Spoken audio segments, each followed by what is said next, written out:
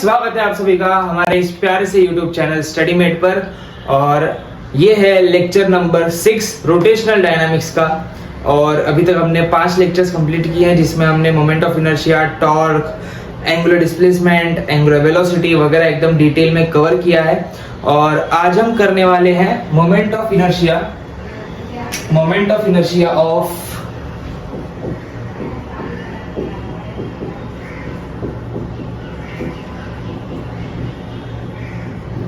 Of a ring।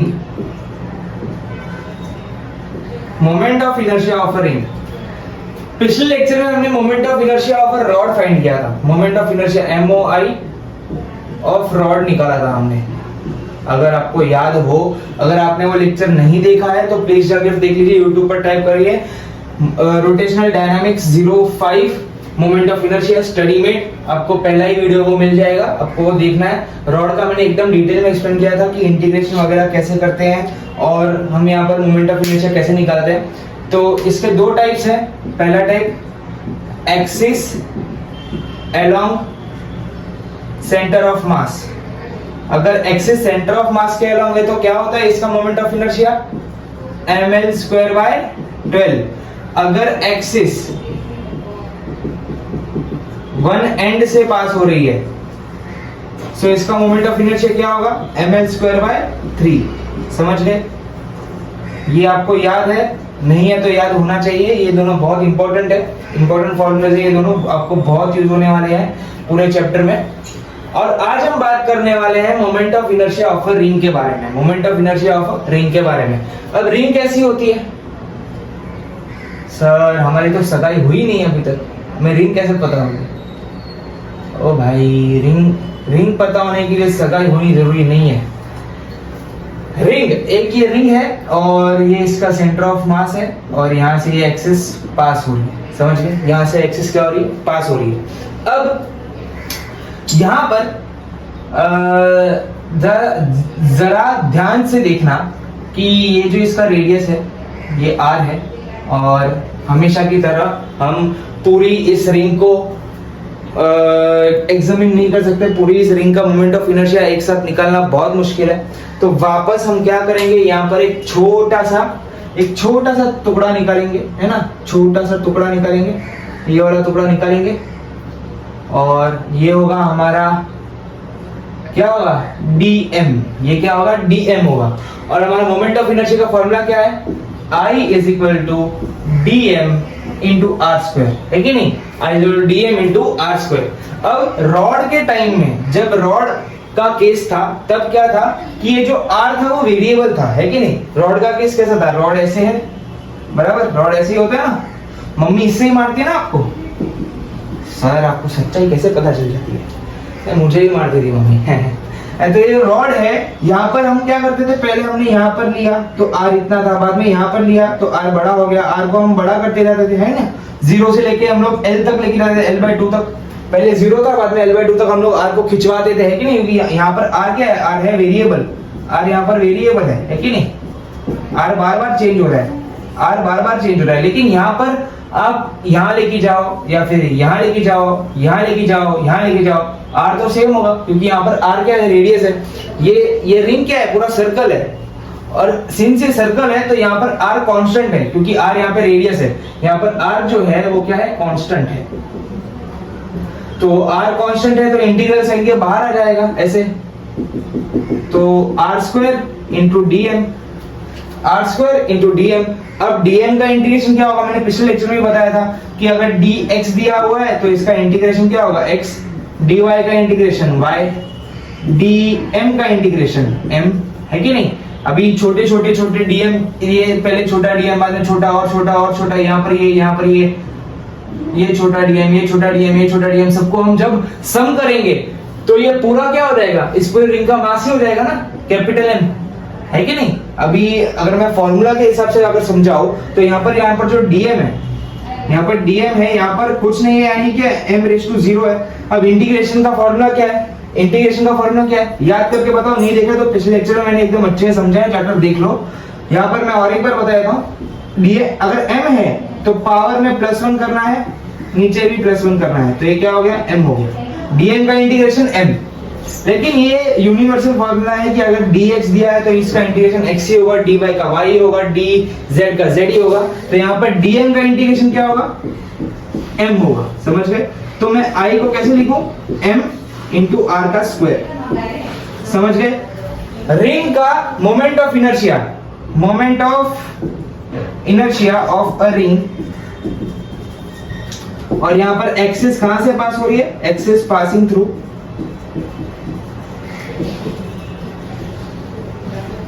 COM, क्या होगा, m into r का स्क्वायर। समझ गए?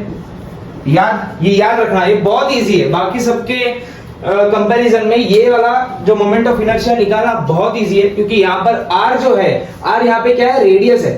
r हम लोग क्या लेते हैं, मोमेंट ऑफ इनर्शिया जब हम निकालते हैं, मैंने लेक्चर नंबर 4 में एकदम अच्छे से बताया था कि अगर यहाँ पर ये एक्सिस है, देखिए यहाँ पर ये एक्सिस है और यहाँ पर मास है, एक मास, यहाँ पर दूसरा मास, यहाँ पर तीसरा मास। हम लोग मोमेंट ऑफ इनर्शिया क्या, इसका मोमेंट ऑफ इनर्शिया में जो r होता है, मोमेंट ऑफ इनर्शिया का बेसिक फॉर्मूला क्या है, I is equal to m into r का स्क्वायर।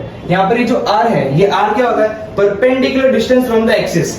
एक्सिस से ये क्या है, ये एक्सिस है, इससे परपेंडिकुलर डिस्टेंस कितनी है, वो क्या होता है, r होता है। ये r यहाँ पर भी, अब ये जो हमने मास लिया है, यहाँ पर छोटा सा मास dm से एक्सिस का डिस्टेंस क्या है, r। अब मैं अगर dm को यहां ले लूं तो इसका भी डिस्टेंस क्या है, r। अगर मैं dm को यहां ले लूं तो इसका भी डिस्टेंस क्या है, r। तो सारे dm का डिस्टेंस एक्सिस से कितना है, r ही है, क्योंकि r यहाँ पर क्या है, रेडियस है और r कांस्टेंट है। तो यहाँ पर मैंने r स्क्वायर को इंटीग्रल साइन के बाहर ले लिया तो बाहर आ गया, और dm का इंटीग्रेशन होता है m, तो I is equal to mr square. ये किसका है, ये रिंग का है, ये रिंग का मोमेंट ऑफ इनर्शिया है, याद रखना।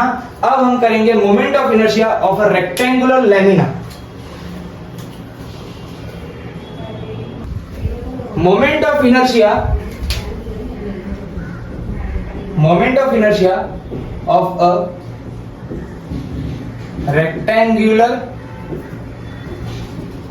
लैमिना। अब भैया लैमिना क्या होता है, यानी कि एक रेक्टेंगल, एक यहां पर ये रेक्टेंगुलर शीट है। क्या है, रेक्टेंगुलर एक शीट है, एक रेक्टेंगुलर शीट ले लिया हमने। ये जो रेक्टेंगुलर शीट, आपका पेज ही समझ लो, ये रेक्टेंगुलर शीट है। अब ये क्या है, 2D ऑब्जेक्ट है, ये 2 डायमेंशनल ऑब्जेक्ट है। तो यहां से मैंने एक्सिस पास कराई सेंटर से, ये क्या इसका सेंटर है, मैं थोड़ा अच्छे से और बना लेता हूं इसे। ये क्या इसका सेंटर है, सेंटर से मैंने क्या पास करवाई, एक्सिस पास करवाई। इसका ये जो लेंथ है वो क्या है, L, इसका ब्रेथ है वो क्या है, B, है ना, लेंथ और ब्रेथ। अब क्या करेंगे, अब वापस इस पूरे बड़े से रेक्टेंगुलर लैमिना का मोमेंट ऑफ इनर्शिया एक साथ निकालना बहुत मुश्किल है, इसलिए हम क्या करेंगे, वापस यहाँ पर एक छोटा सा मास कंसीडर करेंगे। अब देखो, जो छोटा सा मास जब हम कंसीडर करते हैं वो हम उस शेप को देख के कंसीडर करते हैं। फॉर एग्जांपल यहाँ पर जो रॉड था, रॉड क्या था, 1D ऑब्जेक्ट था, तो इसका जो एलिमेंटल मास, हम इसे क्या करते, जो छोटा सा मास होता है हम उसे क्या बोलते हैं, एलिमेंटल मास। ये क्या होता है, एलिमेंटल मास, ये है एलिमेंटल मास। अब ये जो एलिमेंटल मास है हम इस शेप को देख कर लेते हैं। ये शेप क्या है, ये 1D ऑब्जेक्ट है, तो इसका एलिमेंटल मास भी क्या होगा, 1D ऑब्जेक्ट होगा। तो वैसे ही इस वाले ये जो ऑब्जेक्ट है, ये जो ऑब्जेक्ट है या तो ये जो शेप है वो पहले से ही क्या है, 2D है, तो इसका जो एलिमेंटल मास होगा वो भी 2D ऑब्जेक्ट होगा। तो हम क्या करेंगे, यहाँ पर सीन से एक्सिस ऐसे जा रही है, ये एक्सिस कैसे जा रही है, ये एक्सिस है वर्टिकल, ये वर्टिकल एक्सिस है। तो मुझे इस पूरे एरिया को कवर करने के लिए इस एक्सिस को मैंने क्या किया, इस एक्सिस को ऐसे पकड़ लिया। अब मुझे इस पूरे एरिया का मोमेंट ऑफ मास कवर करना है तो मुझे इस एक्सिस को ऐसे घुमाना पड़ेगा पूरा, है ना। समझो ये एक्सिस है, ऐसे ये एक्सिस है, तो पहले मुझे यहाँ पर जाना होगा, यहाँ पर जाना होगा, यहाँ पर जाना होगा। ऐसे करते करते मैंने इस पूरे RHS को कवर किया, ऐसे करके ऐसे ऐसे ऐसे करके मैंने स्वाइप किया, है ना। ऐसे मैंने स्वाइप किया तो ये पूरा RHS कवर हो गया।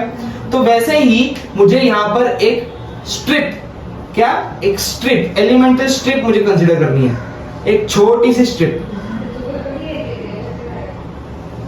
एक स्ट्रिप मैंने कंसीडर की। ये स्ट्रिप कैसी है, ये स्ट्रिप ऐसी है, छोटी सी स्ट्रिप है एकदम, इसका जो लेंथ है बहुत छोटा है, ये लेंथ क्या है DL, एकदम छोटा सा। D का मतलब क्या होता है? Instantaneous length. ये क्या है? इंस्टेंटेनियस लेंथ, यानी कि बहुत छोटी लेंथ, समझ गए? बहुत छोटी लेंथ। और इसका ब्रेथ कितना है? इसका ब्रेथ है B तो चेंज नहीं हुआ क्योंकि बड़ा तो उतना ही है ना? लेंथ सिर्फ DL है। मैंने एक DL लेंथ की स्ट्रिप यहां पर बना दी। अब ये एक्चुअली स्ट्रेट है, दिख रहा टेढ़ा है, मैंने स्ट्रेट स्ट्रिप बनाई है। मैं थोड़ा ऐसे पोंछ देता हूं।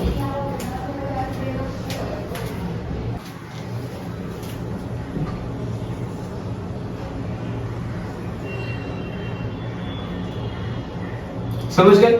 ये ऐसी मैंने एकदम छोटी सी क्या एलिमेंटल स्ट्रिप मैंने यहां पर बना दी, जिसकी लेंथ कितनी है?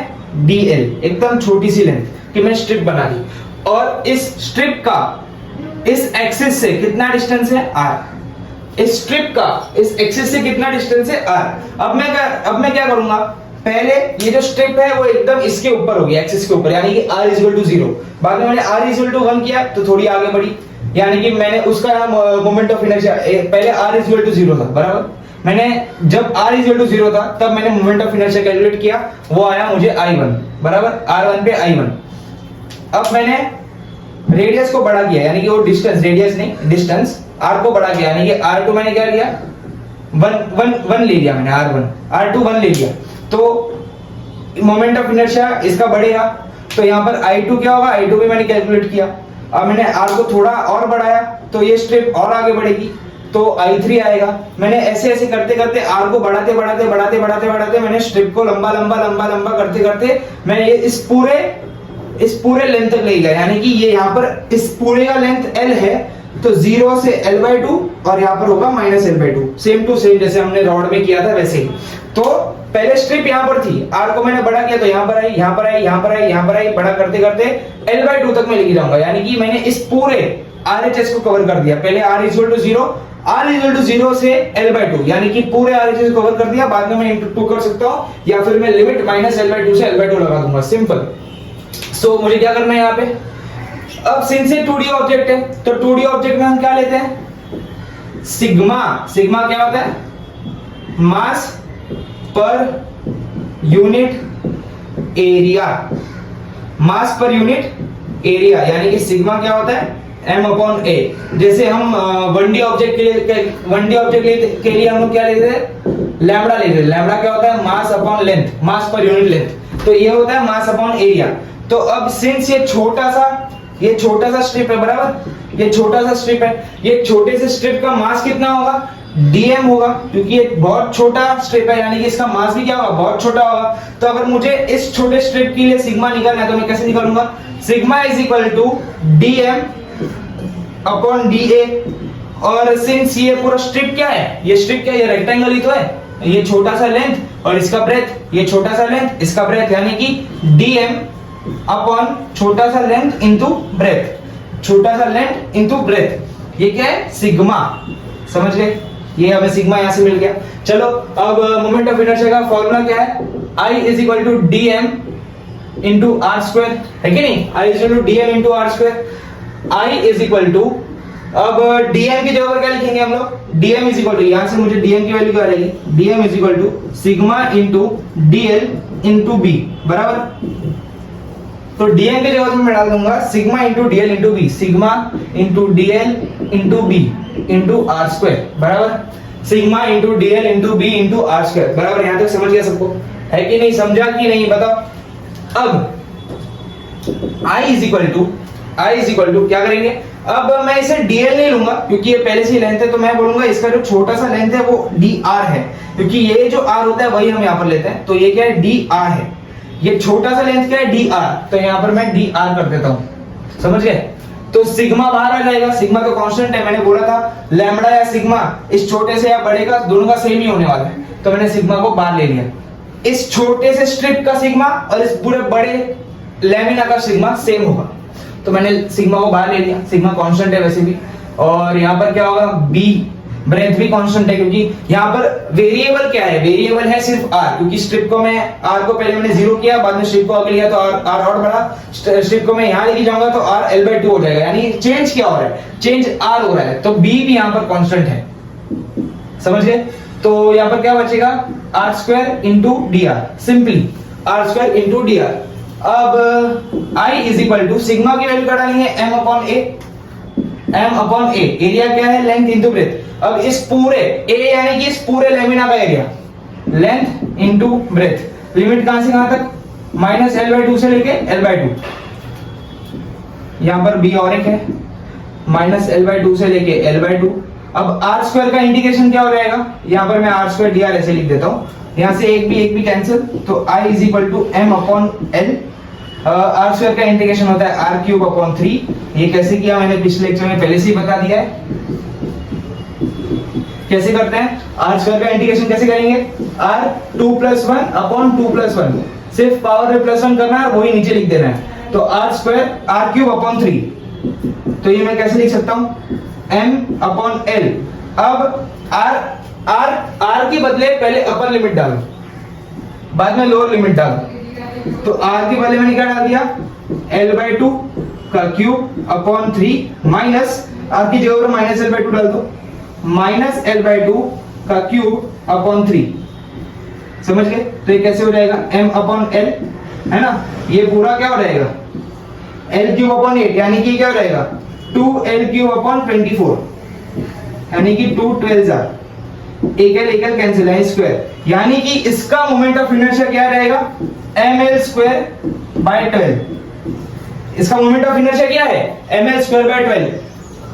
Moment of inertia of a rectangular lamina, वापस moment of inertia of a rectangular lamina क्या है, ml²/12।